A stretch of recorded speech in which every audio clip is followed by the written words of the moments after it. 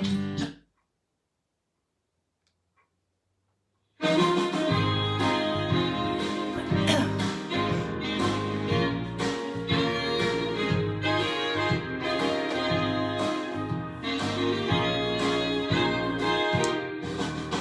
my sink is shining, but I'm not winding. I'm flying. I'm just a baby stepping, and I'm not obsessing. I'm flying.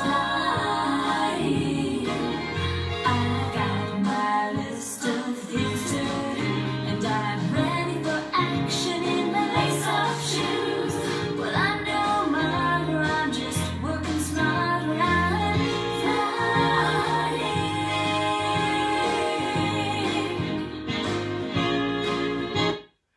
Good morning. I don't have my microphone in because I'm going to have a guest today, and his name is Bryan Russ. Let me see if I can figure out how to get him in here. We used to have something called, there he is. Let me add him.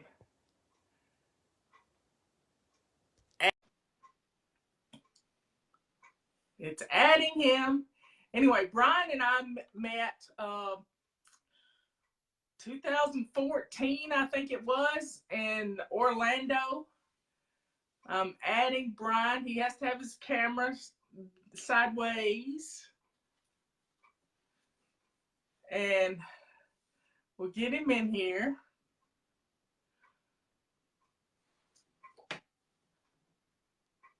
Bryan, I think you have to accept my invitation. Come on in here, Bryan. Come on down.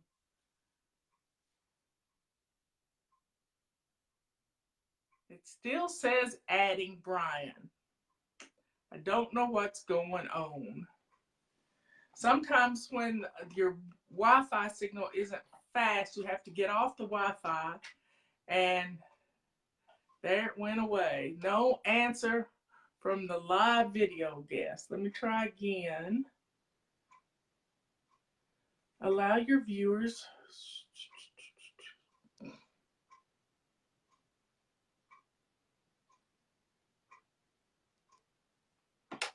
I'm adding Bryan again. Anyway, there we go. Can you hear me? Yeah, I can hear you. You may have to get a little closer. Is this good? You're a mess. Anyway, I was giving a little introduction as to how we know each other.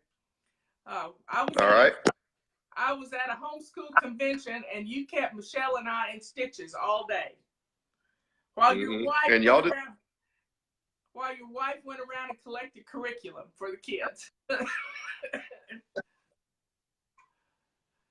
So tell us what's been going on. Go ahead. Tell us what's been going on in your life. Well, that's a big question, but I'll focus on the things I think that you're looking for here.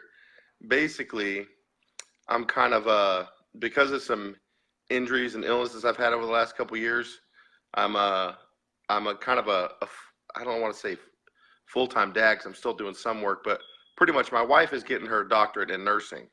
So she lives to study for 12 hours a day, and she's trying to work a couple nights a week as well. So she is swamped, still maxed out doing amazing things, but she's kind of like a fly lady graduate already. Yeah. And she's been giving me advice and things like this here. Like I'm overwhelmed by the kitchen sink in the morning. I'm trying to do dishes and laundry, and I suck at this stuff compared to her. You know what I'm saying? I realized for the first time when I'm the one who's like, hey, I need to be doing the housework because of my situation. Situation's flipped. Hopefully temporarily, but still. And I realized I'm not good at it at all. You know what I mean?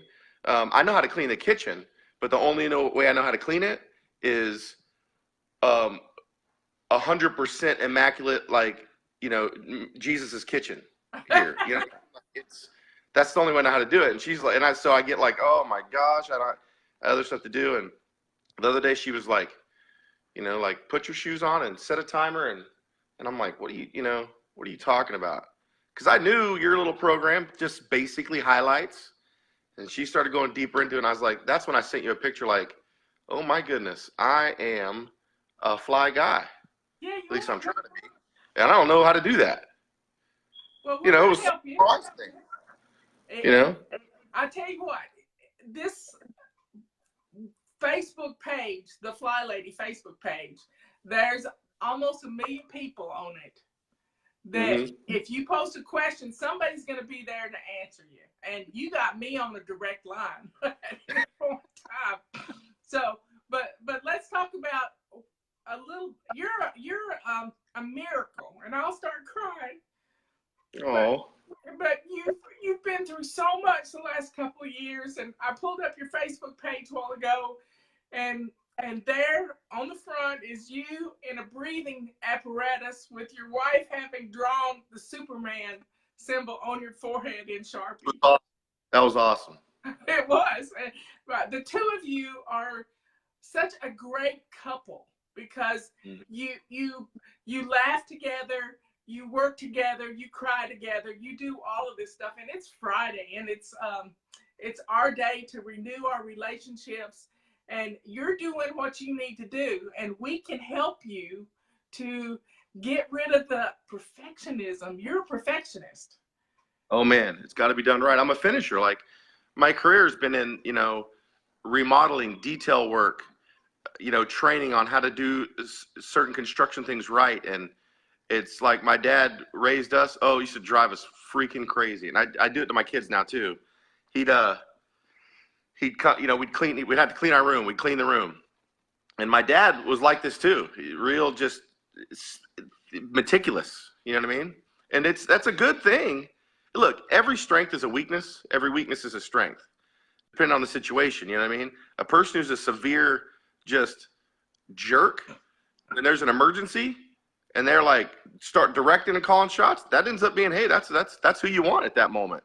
But when you're having a hard time in tears, you don't want a jerk. You want somebody to feel with you. So all I know is that at work, it makes me good at what I do. But when it comes to cleaning this house, I can't do that because it's always happening. It's not one project. Like if I'm doing trim work, I can be real perfectionist. My trim work's done. I go, it's done. But imagine if that trim work got messed up every day. I had to redo the trim work every day. I don't have time to do the trim work that way every single day. And that's where I'm struggling. I'm like, man, I know how to do it, but not every single day to the degree that I'd like to do it, Well, did you hear yourself? You said, I don't have time. And what you said is, I don't have time. The last part of that sentence is, I don't have time to do it right. Yeah. I don't have time to do it right. But you have time to do 2 minutes worth. And, according to I know you broke your neck a few months ago, and you're just now are you out of the halo or the... You want me to talk about that stuff? Because that's I kind of want to know, I think your viewers, I don't know, they're putting comments out there right now. The comments can tell us, that's good instant feedback these days. But the short story is like, I got cancer. Is it 9 or 10 years ago?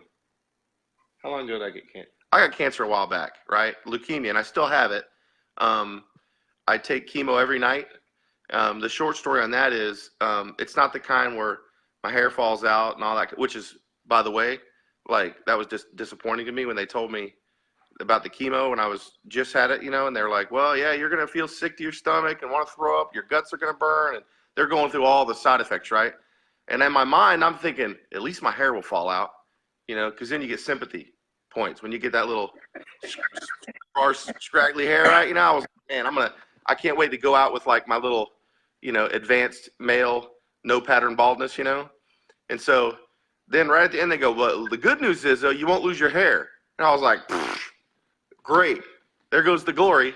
You know what I mean? So I didn't get to lose my hair, but I got to take chemo every day. And at the first, it was horrible, like what you think of chemo, But what I take now is more like, it's kind of like a trade-off. Like you can either be sick to where you think you're going to die every moment, every day for 6 or 8 months or a month or however long. All cancers are so different, or you can just be mildly ill every day for the rest of your life.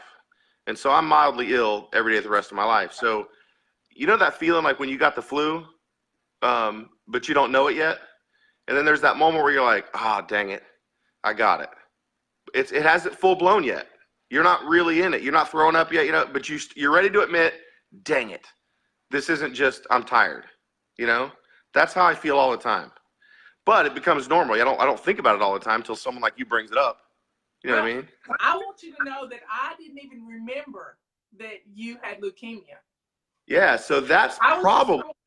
I was just going on what had happened 2 years ago with the sepsis, and Yeah. then you broke your neck on top of all of a sudden. Yeah, so then all of a sudden, I had a good job and all this kind of stuff there that I liked, and I one day just started, got a hurt in my leg, and I don't know what it was. I was feeling weird. I knew something wasn't right, so I went in. Long story short, I ended up with sepsis that turned to pneumonia, and then to ARDS, which is acute respiratory distress syndrome. And then my heart started to give out distress signals because the heart and lungs are so tied together. So, and about then's where I came out of it, but the 80% of people die from what I had. And so when they put me in a coma and for me and everything, and my kids, this is the part that gets me all, for some reason, this is the moment that gets me, I don't know, sometimes emotional. Is just that my kids had to come in and say goodbye. They know, hey, dad might not wake up. Your dad's going to sleep, might not wake up. So let's go say goodbye to your dad, just in case. And so, man, I vaguely remember it. I was on all kind of drugs. That was awesome, that part. You know what I mean? Because I've never done drugs in my life. So when I get an excuse to do it legally, I'm like, this is great. So anyway, they, I swear, I thought when I woke up, because you don't remember the whole week. When I woke up, I had this, I started to Facebook what had happened. I started typing, and I'm still out of it. I thought there was a machine that was making license plates in the room, random stuff like that there. It was awesome. And my wife, let me tell you how sweet my wife is, okay? So we've got this on video. I'll have to send it. You can post it for all I care. I'm like, honey, get everyone out of the room. There's a machine over here. It's making license plates, and it's dangerous. I've got to get everybody out of here. And my wife is going in the background. She's going, okay, everyone get out. Everyone, you got to go. It's dangerous. Like she plays along, knowing she knows there's no license plate machine. I don't even know what a license plate machine looks like. You know what I mean? So I can tell you what it looked like in my head. But anyway, so come to find out later, there was never anybody in the room. You know what I mean? So it's just cute things like that my wife was there the entire time. She's a registered nurse getting her doctorate in nursing now. And if there's anybody that's impressive that your ladies need to hear from, it's her. She's just kind of humble. She's not going to brag on herself. And so, but you're right. She's legit. Anyway, so that was sepsis pneumonia, 80% die. Came out of that. The next thing is their brain damage. And for the first few days, everything I said was like this. So they thought, oh, he's retarded now. You know what I mean? I don't know if that's the politically correct term. I don't care. I know what I mean. It's politically correct, but you were a little slow. Yeah. Whatever it was, they thought, okay, his brain's shot. But she was still committed to staying with me the rest of my life into eternity, knowing that I may be just not a whole different guy. Imagine you wake up one morning, it's like you're married to a different man. And she would have done it because that's yes. So anyway, she's awesome. That's that. Turned out I didn't have brain damage. Well, I mean, the test came back that I didn't, but there's an argument to be made that I got brain damage from it, right? You know what I mean? Just you've always been a little damaged. Wondered. Yeah. So then the recovery was long from that. I mean, I lost like 30 pounds in a week, and I was laying in bed the whole time. That's a rough thing to go through. So they say recovery was going to take about a year. Anyway, eventually found after Irma, I started selling roofing, which was pretty awesome. Let's talk about the hurricane. I begged you to come up here from the hurricane. I sent you a message, and I said, you come up here. I'll put you at the office. We'll take care of you. And you wouldn't leave your house. Heck no, because now this is where me and my wife, there was a serious division, okay? And I found in town, most husbands and wives had a serious division. Look, you can't tell me men and women aren't different. Generally speaking, they were just different, right? And so, not to say that some women can't be, aggressive and competitive, and some men not be, or whatever traits, there's a huge overlap between men and women, but generally they're different. So it seemed like everybody's wife was flipping out, wanting to go, and the men wanted to stay for a couple reasons. One, I'm gonna just be honest, a hurricane is a cool thing to watch. You know what I mean? I wouldn't Man, care. I got a son whose last name is Kane, and he loves the weather. He would have loved to have been right there with you.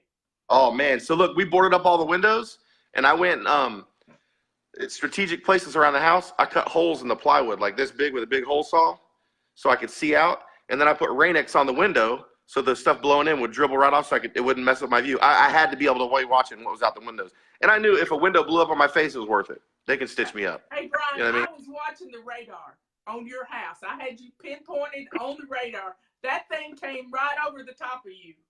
Heck yeah. Another sad thing though is the eye of the hurricane. See, I grew up in Florida. I'm a Florida boy.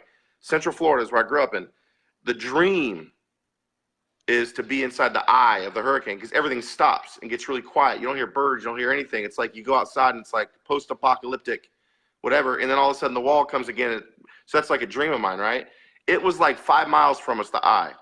I didn't get it, man. But we got the whole eye wall, which was the worst part of the storm. So that was cool. But anyway, smelled like a sawmill outside. It had been sawing up oak.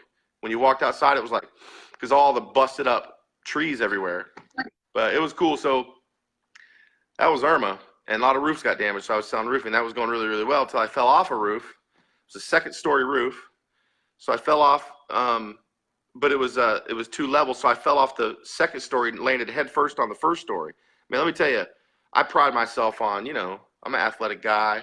I know how to fall, wreck on my bike as a kid. I didn't hit my head. I skinned up. There's a way to fall, right? Man, I landed the most non-athletic, awkward, worst way on my head. And so I fell. My head was probably about 12 feet above the roof below me.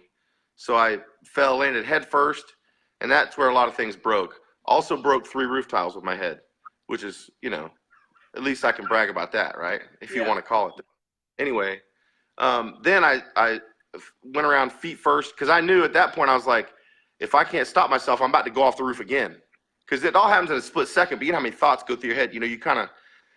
So I managed to get on my butt and just slide down like a slide. And the second drop was 10 foot, and there wasn't anything to stop me. There was a palm tree to the left of me, a couple feet. I was trying to get my foot over to hit. If I could hit the palm tree with my foot, it might be able to stop me, but that didn't work. So I landed on the grass, whatever. I thought my arm was broken, but it was the fracture in my C7 damaged the nerves to my right arm. So my right pectoral, my right tricep, and my right latimus dorsi, the kind of wing muscles there under here, doesn't quite work like it used to. You wouldn't be able to tell. It affects me when I'm trying to do a push-up or drill something in, things like that there. But so that's a mess. And then there was all kind of fallout with the company and a bunch of lawsuits going on or whatever. But that's a whole different legal matter I can't talk about here. But I broke my neck at C7 and my T3 and 4. The T3 and 4 had compression fractures, which means the bone just got smashed. So all the inside was smashed, And that's where most of the pain right now comes from. But yeah, that's a whole. So the last couple of years, just to get back into the Fly Lady stuff, it's really like, my self-esteem's been hit pretty hard. It's like I've always been a hard worker, all about providing for my family and all that kind of stuff there. But then I've been forced to lay around so much, and when after the coma, right when I was able to first start back to work, about 4 months later, they fired me. So they wouldn't tell me why. My area performed. I was with it for 7 years. It wasn't like, you know what I mean? Yeah. So they knew I was doing my job right, and my performance was above company averages. All the So I'm cool with their right to fire me. To be honest with you, as horrible as that was, that's fine. But so all these things had been hitting on my ability to do where a lot of my value came from. I felt so I've had to learn a lot there. That your value isn't what you can do. Definitely adds value, and it's part of what brings value. But who you are as a person isn't dependent on your abilities. You're still a child of God with divine potential, and you're of incredible worth regardless of your abilities. You know what I mean? Yes. And so I've always known that, but I've had to kind of revisit that, and it's been a tough journey. So here I am. Hopefully I'm, getting back into work more and more and more. I may finally able to get the therapy I need. As of the next few weeks, I should be starting finally into therapy after I fell 8 months ago, 7 or 8 months ago. Been a while.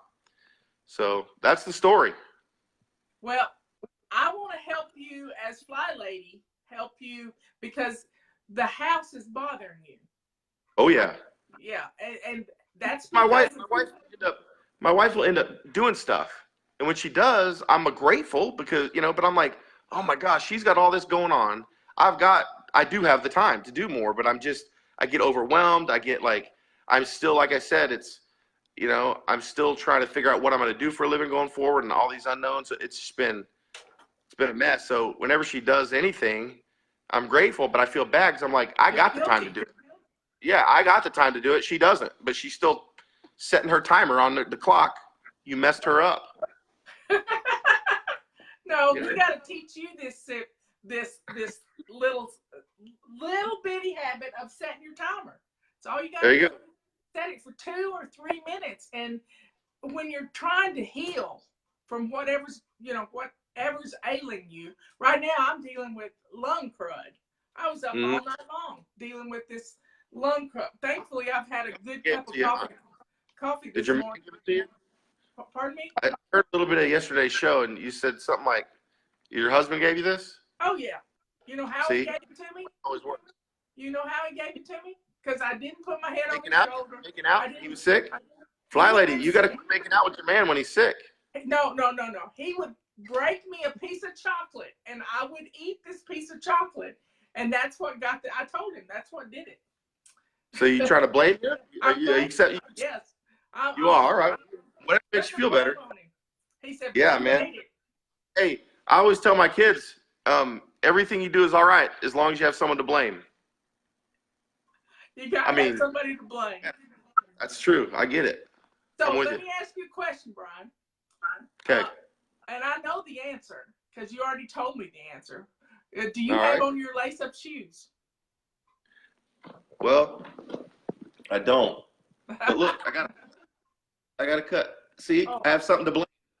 You have something to blame it on. Okay. Yeah. No, it's funny. Before I got on, Amanda was, she read the message I sent you the other day that I was like, I'm ready to go tomorrow with I got my shoes, down to my shoes or whatever I said, And she saw that comment. She goes, hey, you don't have your shoes on. I'm like, well, I'm just going to have to show these ladies that it's okay to be imperfect. Well, as soon as that cut gets healed, you need to put your shoes on because that's going to empower you better than anything I can tell you. All right, look, get my shoes. Oh, wait, I can't walk through the house. You know what I'm saying? Because, I'm under strict rules right now. See, my right brain over here? Yeah. She's here to make sure I don't, walk through the house. Because I have files that I need to clean up, right? You know what I mean? We don't have to clean up everything. Your house did not get messy in a day, and it's not going to get cleaned overnight. It's going to happen, but you've got to let go of your perfectionism. You've got to let go of this ego that's bothering you because you can't do enough, and you just have to do a little bit at a time. So you sent me this picture of your kitchen the other day, and you said this is death row. Well, it didn't look bad to me at all. It didn't look bad at all to me. So how me it did though. So when you say let go of this perfectionism, that's one of those things that I'm like, that would be so awesome. It is what I want. But the question is how? How do you let go of it? Is it kind of like this? Is it kind of like people, you ever notice there's a difference between being patient and trying to be patient?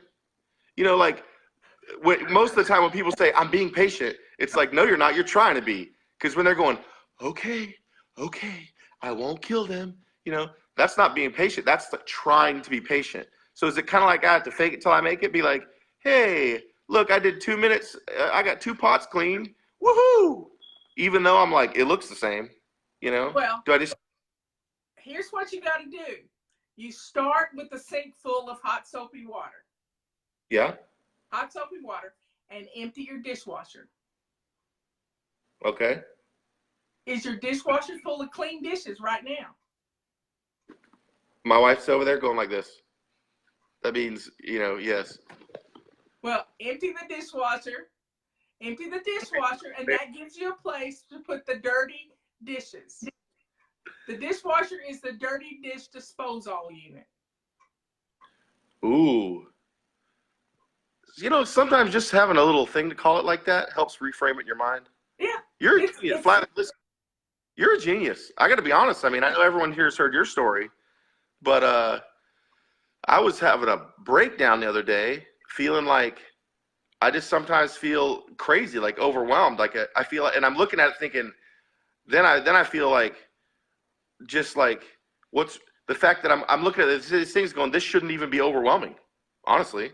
And my wife is like, do you know enough Fly Lady store? And I'm like, yeah, I do, whatever. And she just reminded me of your story, and how where you learned to get dressed to the shoes was a place that most people don't want to admit they were.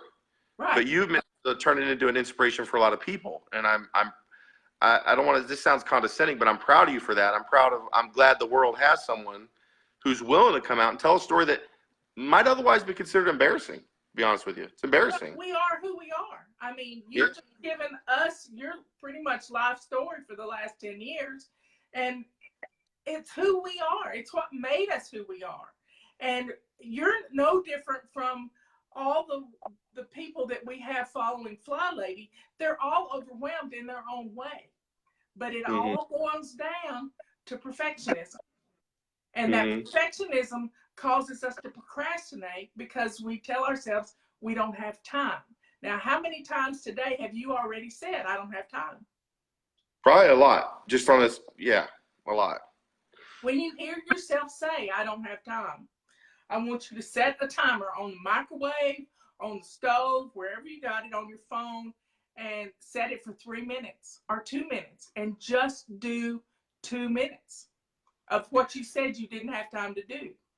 So let me restate. This is an action step you're giving me. Yes. So whenever I even think, oh, I don't have time for all this, because usually I don't say it. Then I have to right then be like, oh crap, I said it, I thought it. I set a timer and do something, and then keep trying. I'll do that. Trying is lying. You're gonna do. All right. All right. You've got like the kitchen. This is death row. It's not death row. You empty the dishwasher, get a sink full of hot soapy water, and start filling the dishwasher, the dirty dish disposal unit, and your kitchen's halfway clean at that point. It takes 3 minutes to empty a dishwasher, and we think it takes all day. I got 3 minutes. I have 3 minutes. You have. Shoot, I'll waste 3 minutes on YouTube about 500 times a day. When you look at it that way, you realize how much time you have. You know. Do. I mean, I don't look at YouTube until it's nighttime. I don't look at Facebook until it's nighttime. Actually, do you have some water? It's time to drink. Yeah, water right somewhere. Oh. You got to stay hydrated, and you got to take care of yourself. And all right. If you're not hydrated and you're not eating properly, I mean, you've gone through a lot of stuff in the last 10 years. You have to take care of yourself because your wife's depending on you, your children are depending on you, and you're depending on you. And if you don't take care of you, who will? I know your wife will, but she wants you to learn a new skill. But you know what? When it comes to relationships and stuff, my wife will take care of me the best of her ability, but she, it's not my wife's. Now, this is going to sound backwards for a second, so hear me out. My wife's job or responsibility isn't to take care of me. She's going to do that because she loves me, she does certain things for me. But at the end of the day, no one can do everything for you. Right. You have to take responsibility for your own life and let other people help. But like, there's certain things she can't, for example, make me happy. That's a big, if we want to go relationships here, a lot of people, marriages will fall apart because they think that if they're not happy, the other spouse isn't doing their job. And it's like, no. Happiness isn't their responsibility. Your happiness isn't. Your happiness is up to you. They'll do things that'll help, but you got to decide to be happy. Like you can't, I mean, your unhappiness isn't somebody else's fault. It doesn't they're failing. It doesn't mean they're failing. It means you haven't figured out how to be happy yet. And so, I mean, like, I appreciate everything she does. Sometimes not as much as I should, but I've got to pull this off. And you can. You know what I mean? And we set up simple routines. We have Simple routine. Simple routines are what works this system. It's a system. It's not a goal to get a clean house. It's a system in keeping the house in order. So we practice doing a load of laundry a day. Instead of doing it all day long. I mean, in one day for the whole week, we do one load a day, and your clothes are always clean. Now, I have a system in place where I don't bring the laundry back upstairs until I've gone through all my clothes that I wear so that I rotate them properly. But that's my perfectionism, and I can play with that. Just a All right. So I have fun with my perfectionism. All right. I make a joke out of it, and that's what you're good at, is making things fun. And you play a game. You play a game with yourself. Setting the timer is a game. It's kind of like speed cleaning, but you're not going super fast. You're going slow and steady. Okay. And that's the main thing, is to go slow and steady, and don't pile on. Don't pile on with, I've got to spend an hour cleaning this kitchen. No, do 15 minutes. And that's it, or 5 minutes, or whatever your physical ability is able to do. But you'll be surprised at what you can get done in 3 minutes. So right now it takes me close to 2. If the kitchen's a mess, it takes me about 2 hours to do it right. So that's obviously why it's overwhelming, because you don't always have 2 hours right then, No. you know?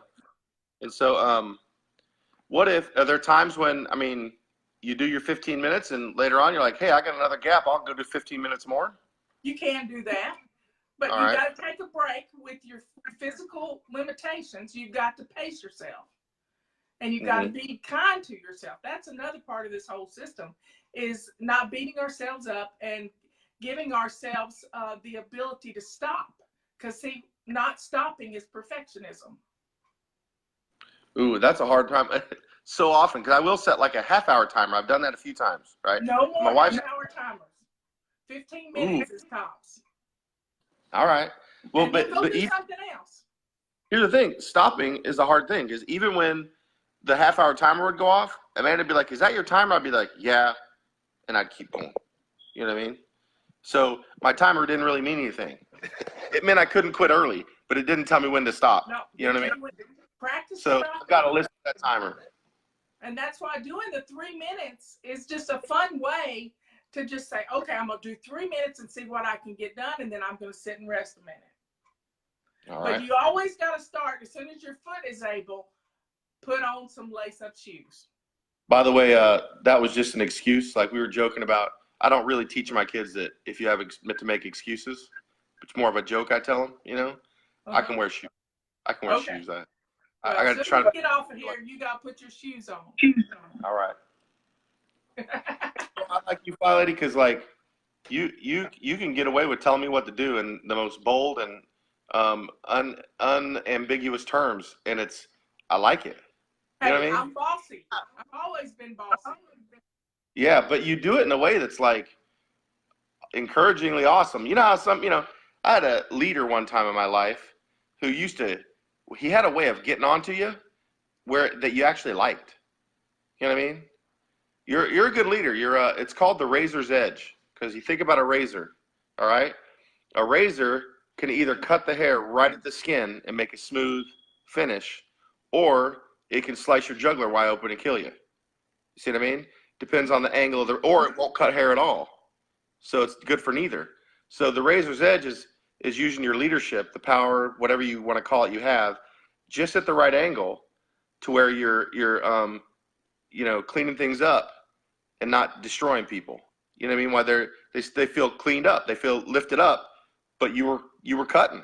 You Well, know, it wouldn't do it good for me to destroy you, because you're a father, you're a husband, you're yourself, and I want you back in this world making people laugh and, all right. and being a part of. And I would love to have you on the show at least once a month so we can see your progress, because it's all about progress, not perfection. All right. I have a question for the viewers. Okay.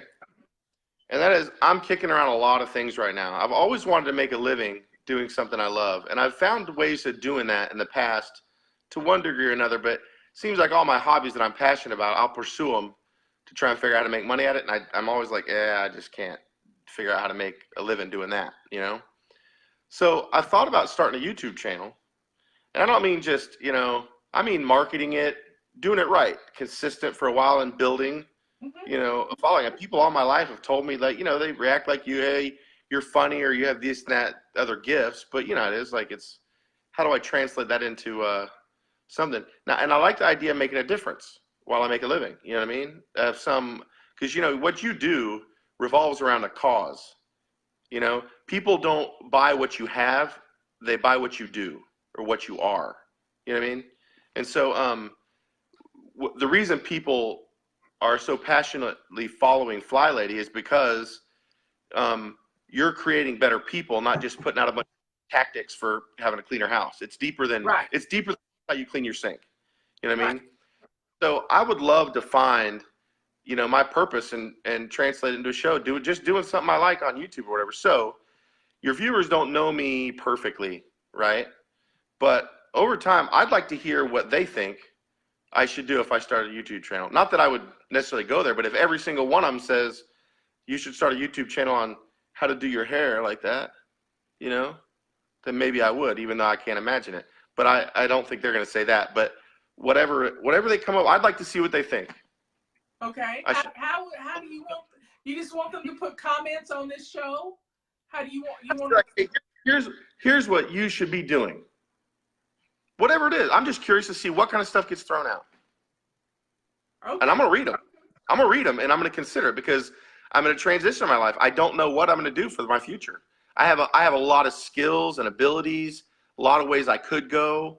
I'm great at sales. I love to build things, woodworking, craft. When it comes to building things, that's where that perfectionism makes me good at what I. Let me tell you a story. Tell me, sister. I was 43 years old before I knew what I wanted to be when I grew up. Because I was good at a lot of things. I could keep books. I was a county commissioner. I could do lots of things. I could fly fish. You name it, I could do it. And I was good at it because I was a perfectionist. But I never knew what I wanted to be when I grew up until somebody asked for my help. And my house was clean. And this is what I'm going to tell you. When this house gets off your back, when you can get your house in order to where you love it, your world is going to open up.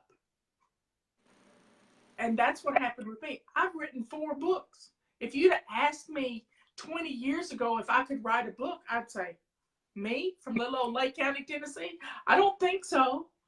But yet I've written 4 books. And my latest book, this one, is written for young people who can't sit and read, who can only read like 300 words at a time. So I never knew what I wanted to be until somebody asked for my help. And you did a lot of things. So get your house in order and your world is going to open up. And you have a story to tell. You have a story to tell. It's how to translate that into a living. You know one thing I've loved? Let me tell you, boy. I have loved being home so much. My work has always been taking me traveling all over the country. You know what I mean? Like, as perfectionist, I would go be the best at what I was doing. You know what I mean? And I've gone a lot. And I'm like, man, I got a 10-year-old up to a 17-year-old. I only got a few more years left with these kids. I can work like a maniac after that. And I don't mind working. I'm not trying to say I get out of work. I'm all about working, but in fact, that's good for kids to see me working, but man, I like this whole idea of being home as much as I've been home. It's dreamy. I've had more spontaneous conversations with my kids where we really connect. The kind of things you can't plan. Right. But you need to stop what you were doing and let that play out. And not get too tied to your schedule. But that's happened more. There's certain things that have been so awesome about it that's why the idea of making a living on YouTube or something is so attractive. But I like what you're saying. I don't want to ignore this. I've got to get my house in order before I'm going to be able to pursue any of this other stuff. You know what I mean? The house just mentally messes me up till I can't. It's pulling you away. Yeah. It's pulling you away. And I believe that a messy house is a sign of evil trying to keep you from doing what you're supposed to do. You have a great testimonial. Yeah. But evil's keeping you from telling that testimonial to the world. And I do it via Facebook Live. I mean, I have a mentor that I watch every day on Periscope, but he doesn't get the following that I get on Facebook. And it's beautiful because I can do a live video on Facebook, and then I can download it to my computer and then upload it to YouTube. Quite simple to my YouTube.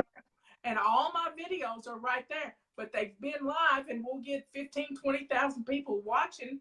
We'll reach that many people at one time. But it's via Facebook to YouTube.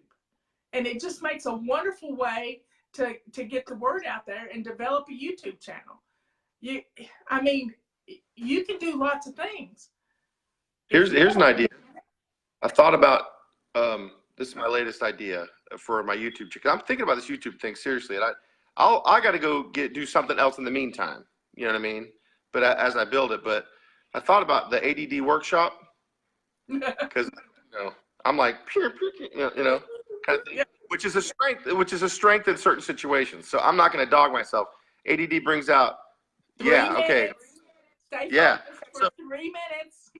Yeah, but the ADD workshop, it's kind of funny. I could build stuff. I could, show people how to build stuff, but also help people realize that if I could help people realize, just because you're distractible, all these kind of things you can still get stuff done. Look what you can do. Look at the strength that comes from your weaknesses. See, that's what I'm saying. I've got this itch inside me that I don't know how to get it out. And I got to clean my house. I got to get my house in order. Jordan Peterson says, one of his first things is clean your room. One of his rules for life, clean your room. And I'm like, that's true. You got all these people out there trying to be activists and change the world, but their room's not even clean. You know what I mean? You can't even clean your room. How are you going to solve complex social problems? Well, you know what I mean? Now you have a social problem in your kitchen. I do. So and let's go shine your sink. That's where we start. You get your sink clean and shiny. And that's the first thing, because make it a perfectionist thing that sink stay clean and shiny. And in order for that to happen, you got to empty your dishwasher when it's clean, so that you always have this receptacle for the dirty dishes that make your kitchen look dirty. So keep the dishwasher empty. Keep the dishwasher empty. Because you're right. I stack them. I'll rinse them all off and stack them up above the dishwasher. But and there's a pile there. And it's like, wait, they could disappear right into the dishwasher. The minute my dishwasher gets finished, I put all the dishes away. So that always is a receptacle for these dirty dishes. All right. My right brain, you know what I mean? My right brain? That's the thinking side of your head. It's my wife. So the organization, all that kind of, stuff like that. So my right brain just said that to ask about the kids. My kids have chores, right? But they have school and run all over the place and everything. And so it's like some days I've just done the whole kitchen just to be like, because my kids do a lot, And so it's just a way of saying, hey, man, your chores are done. Don't worry about it. You can get your homework done and go have some fun, because normally they do. My kids do a lot. And what was the question exactly, babe? Like, how do the kids' chores play into? Okay, how do the kids' chores play into keeping the kitchen clean? Because sometimes should I give them other chores and just be like, I got the kitchen because then it's the hub of the house, it stays clean, and you guys do other stuff? Here's the thing. If the kid's not doing their chores, gets in the way of your clean kitchen, take them back. Give them another chore. If it's taking the trash out and they don't take the trash out and it piles up and gets stinky, that makes you feel bad. It's all about you right now, how you feel about your kitchen. So give them another chore that they can do. Go rake the yard, whatever. But you take back the chore that they're not doing in a timely fashion. All right. And then once that situation, I want to teach them responsibility as well. But I guess not to say that, if I'm trying to teach them responsibility, but I can't keep the kitchen clean, You can keep the kitchen clean. Yeah, and I can show them, look, they can see me being responsible for things and getting my stuff done, is what I'm saying. Right. And then I can have more power to hold them accountable on. Okay, we found one reason why the kitchen looks like it exploded. Okay. That's because the dishwasher's full of clean dishes. Mm-hmm. But when you cook, does it explode even more? Yeah, but when I cook, I'm pretty anal about I clean as I go when I cook. Well, that's when good. I cook something, I clean as I go. But you always got to start cooking with an empty dishwasher and a sink full of hot soapy water. Okay. So that when you do it, use a dish for mixing, that goes straight in the hot soapy water, and then you just take it out there and put in dishwasher. It's a rule. We have systems for everything. Cleaning the kitchen, cleaning the bathroom. We swish and swipe every day in our bathroom. It takes 30 seconds to swish and swipe our bathrooms, so it's always clean. So just focus right now on your kitchen. Go shine your sink, and that means get it where it's pristine. Let your perfectionism go wild. When I first shined my sink, it was a 25-year-old sink that looked like it'd been through a calcium deposit. I had to take a chisel to it. It was so awful. And I got it clean in China. I used steel wool on it. I did everything. It looked like a brand new penny when I was finished. Nice. Because I might probably scrape the finish off of it. Yeah, that's all right. It was beautiful. And when your sink is that clean and shiny, you do not allow anybody to put a dirty dish in it, because you've got to empty the dishwasher. And when the dishwasher's empty, the cabinets get cleared off because the kitchen, that clean is contagious to the rest of the kitchen. And you have a beautiful kitchen, an absolutely beautiful kitchen. But when you put things on the counters, death row, as you called it, it ends up making you feel bad. So keeping the counters cleared of the things that you don't use often, but you don't have to take them all off at once. And that shiny sink is going to be contagious to the rest of the kitchen, and you're going to see amazing things happen. Yeah. By the way, I built that kitchen. You did. Yeah. That's what I'm saying. I'm good at that stuff, So well, you're good at the other stuff too, but. Let me tell you, 95% of our members have ADD, and it is an advantage. It is to our advantage. Because without ADD and learning how to focus 3 minutes at a time. Yeah. Did you know I wrote this book like 15 minutes at a time? Really? Mm-hmm. Talk about leading by example. You go, girl. Yeah. Hey, I do want to say this story for the viewers, because it's mostly women, right? Mm-hmm. I mean, 99.9%. How much? 99.9. Okay, so so can I be like the president of the Fly Man Club or something? Like you gotta. Fly Guy Club. You can be the president of the Fly Guy Club. Yeah. Yeah. Ooh, that's great. So now that I have status in the Fly Lady community, I will tell you that I remember years and years ago. I've told you this story. This is for everybody else. See, a Fly Lady from a guy's perspective is like not a good thing. So I remember one day, my wife and I kind of share emails or whatever. And at the time, we were, for the most part, using the same email at the time. And these emails started for these Fly Lady emails. And I remember seeing it going, I'm not clicking on that. You know what I mean? Because it's going to be some solicitation to go look at a dirty website, right? You know what I mean? not a website about cleaning, which is what it really is, you know? So I was like, listen, honey, there's these emails coming through about Fly Lady. And I was like, listen, I don't know where they came from. You know what I mean? And she's like, oh yeah, those are my emails. Then I was like, baby, you know, what are you getting into? Like, you know, then she explained the whole finally loving yourself. And I was like, okay, because Fly Lady, look, remember a show in the 90s called In Living Color? It was like Saturday Night Live. Yep. Kind of show. Man, at the beginning, they had the Fly Girls. All the dancers, you know, popping booty all over the screen, you know, like that. That was the Fly. Jennifer Lopez was one of the Fly Ladies. You know what I mean? So a Fly Girl, ooh, she's fly. Like that's, So I've had to learn, you know, that shook me. I was like, oh, all right. I was sure. I mean, there was no doubt in my mind. I was like, I know what that crap is. I'm not clicking that. With a 10-foot Yeah. pole. No, little did I know I would be president of the Fly Guy Club one day. Yep. Talk about it, you know. Hey, Bryan, you got a book in you. You got a book in you. Yeah, we'll see. We'll see. Maybe I'll start the ADD workshop because that's been a theme of my life, man. I want people to realize that if you have ADD, it's not a bad thing, but you are going to have to figure out how to do certain things certain ways because the world works. Most entrepreneurs in this country are ADD. Oh yeah, look, there's a book called Driven to Distraction, and then a follow-up book called Driven from Distraction, written by two guys with severe ADD who are psychologists, you know, and been studying it and from the early days when people were trying to figure out what it is. And let me tell you, it's learning how. Look, this is what kind of life's about to me. Like I said, every strength's a weakness, every weakness is a strength. It's about learning, like, hey, for example, sense of humor, it's a strength. But there's certain situations where it's time not to tell jokes, right? So I got to learn when to use that in settings where it's a strength and muffle it or bridle it, we should say, because when you bridle a horse, you don't stop it, you just direct it. All the power that horse has, you direct it. A bridle doesn't hold a horse back. It sets it free, but with direction. And so you kind of bridle it to where, you know, the strengths are strengths, and then areas where, gosh, there's a strength I need in this setting that I don't have.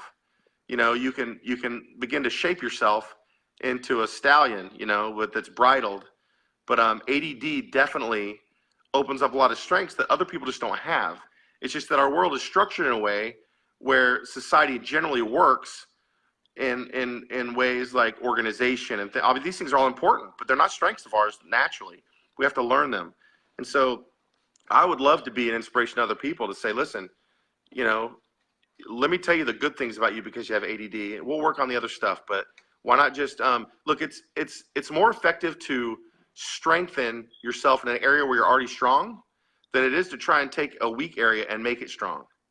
It sounds backwards, but I believe that principle. That's why I use the timer, and because you can only focus for 3 minutes anyway. Yeah, it's all I can do to focus for 15 minutes. It's it. I mean, I know I can do 15 things at one time. Sometimes I'm listening to 3 different shows at once. I got a headset, my computer, and a TV, all going on different things, and I'm actually understanding all of them because I have ADD. Nice. I'm the opposite. By the way, it manifests different in females and males, generally speaking. For me, now this is when I was a kid. Let me tell you, I'm a smart kid. But in school, I often got the message that I was dumb, but it didn't make sense to me because in my mind I thought, I'm not stupid though, you know, but everyone treats me like I'm stupid sometimes. So I remember when I learned what ADD stood for attention deficit disorder, and I was in high school, I think, like a freshman in high school, and I first read the list of symptoms, right? And one of them, I kid you not, is hyperfocus. So I was like, clearly I'm not dumb, but maybe the person who made this list is, because if attention deficit disorder, a deficit in my ability to pay attention, if one of the symptoms of that is hyperfocus, maybe I'm not dumb, maybe, you know. So my thing is, like, I'll get hyperfocused on one thing, and I won't even hear anything. Right? People be having a conversation around me, I don't have a clue what's going on. They're like, you were right there listening. I was like, well, I was there, but yeah, I have no idea, because I was so if you can learn to control that hyperfocus, you can do a lot of cool things. And you can get a lot of stuff done. Now, when I'm hyper-focusing on writing a book, but I know I can't do it all at one time. I could spend all day writing a book, but it'd be worth crap. It wouldn't be a Yeah. fun book. But what I did was I made a game out of it. All right. My editor would send me topics to write on. She'd send me 10 at a time. I'd put them on little pieces of paper, and I'd put them in a bowl, and I'd draw one out, and I'd spend 15 minutes writing. Nice. If I didn't finish, I'd come back to it later. But I'd spend 15 minutes writing, and I had a system for writing. My coffee table had to be cleaned off. There's just little things. I had to have breakfast in me. I had to have water beside me. All this stuff had to be in place. So writing a book was easy for me because I didn't push myself to do it all day. Now, how many times do you have a tile shower? Yes. In fact, tile showers is where I'm an industry expert at building shower systems. I'm not kidding. So But not only do I have, industry expert? I need. Are you an industry expert at cleaning the grout? Yes, but the way I tackle that is by installing. I use grout systems so you don't have to clean them. Like I don't use cement-based grout if I can help it. But go ahead. I don't want to ruin your analogy. Here's what happens. We can spend all day cleaning the grout with the toothbrush, and the kitchen doesn't get cleaned, dinner doesn't get put in the crock pot, and utilize your crock pot. Oh, hey, we got an Instapot, baby. Oh, well, I'm not going to use an Instapot, but I've had 2 of them given to me. I give them away. Oh, you won't use it? You got to try. Look, I'm not dogging the crock pot because there's a serious crock pot, just like there is an iron skillet in a Dutch oven. But you don't ignore the Instapot. Okay, look, we're going to talk about the Instapot later. Okay. I'm very disappointed. Well, I love you. That could be. My daughter-in-law gave me one for Christmas. I gave it to my neighbor. They were going to go buy one. I love my crock pot. Giving things away is a worthy thing to do, so right on. Anyway, go ahead. I've been pushed to have to do something all at one time. Oh, I see why the crock pot, because you can throw it in there and get back to it later. I just put it in there. I don't have to think about it anymore. It cooks up a storm. So how clean is your refrigerator? Oh man, it's like looks so good. I mean, wow. I'm just kidding. Don't tell me stories. The refrigerator's the thing that like how do I put this?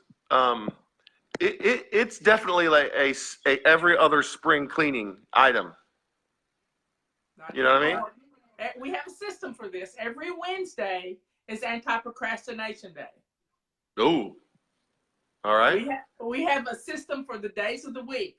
Monday is weekly home blessing, and we usually do it on this show.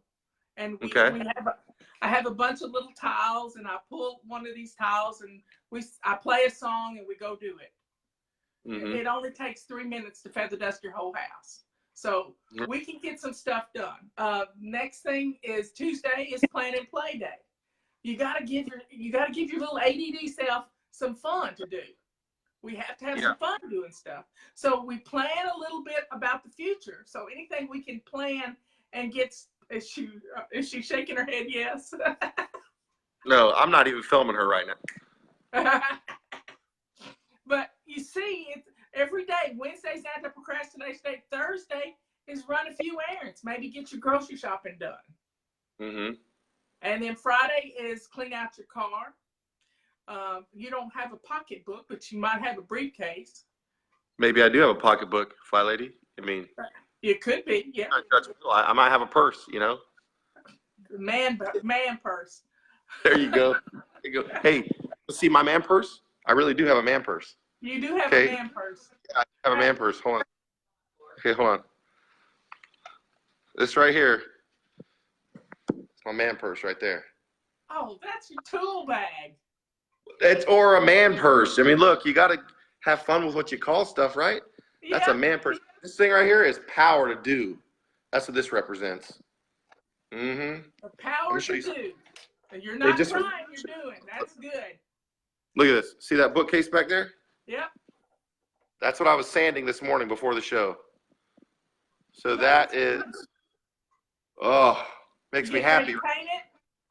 I built the whole thing. But I just got to paint the front now and then caulk it and put crown molding right around the top there on each end. Mm-hmm. And it's done. And my wife kind of a place. She's a book person. She's all about books. She's all loves books. You know, like I love catching alligators. You know what I mean? So Yeah, I haven't told everybody this story. He used to catch alligators and pythons and lizards. not used to. You still do it? Well, yeah. I mean, I had to recoup for a little bit, but hey, look. Let me tell you something. Here's the deal. You want to feel alive? You really want to feel alive? Do you? Yeah. Okay. So here's what you do. You go find an apex predator. Okay, like an alligator, an ambush predator. All right, and you ambush that predator and catch it alive. And then you feel like, talk about feeling like alive. You know what I mean? So when you walk up on an alligator, okay, that's out.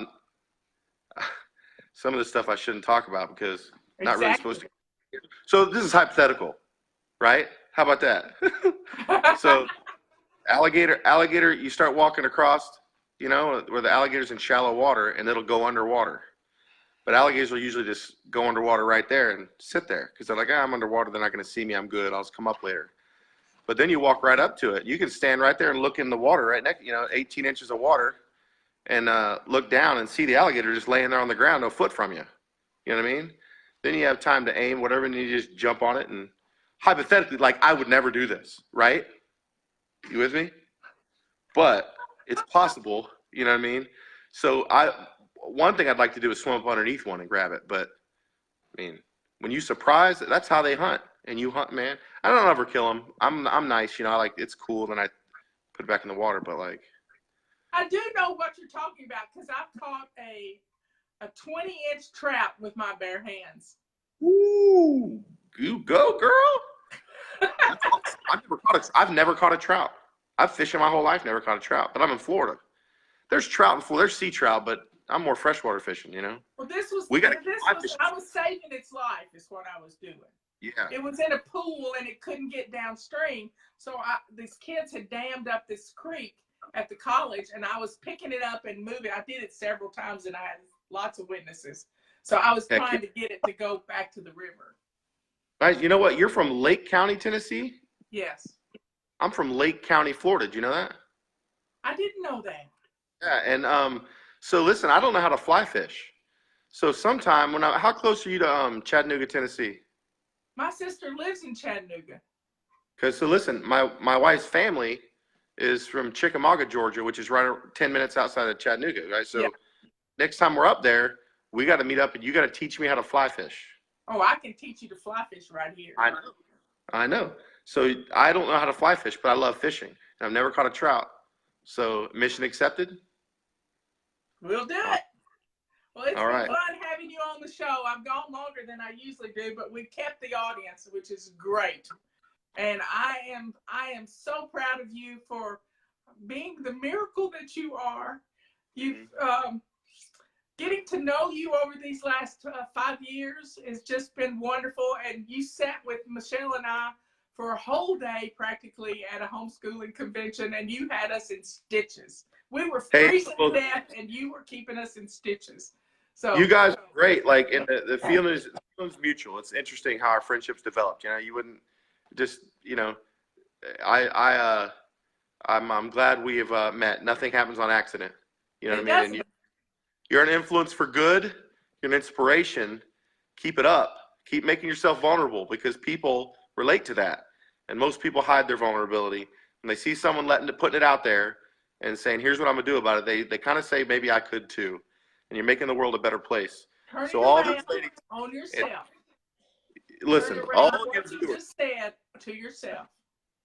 All right, that's true. It's funny how we can give great advice to other people, but when we're in the middle of the situation ourselves, all of a sudden it's all can't think straight, right? Listen, I'm going to tell your viewers too, all you fly ladies out there, keep going.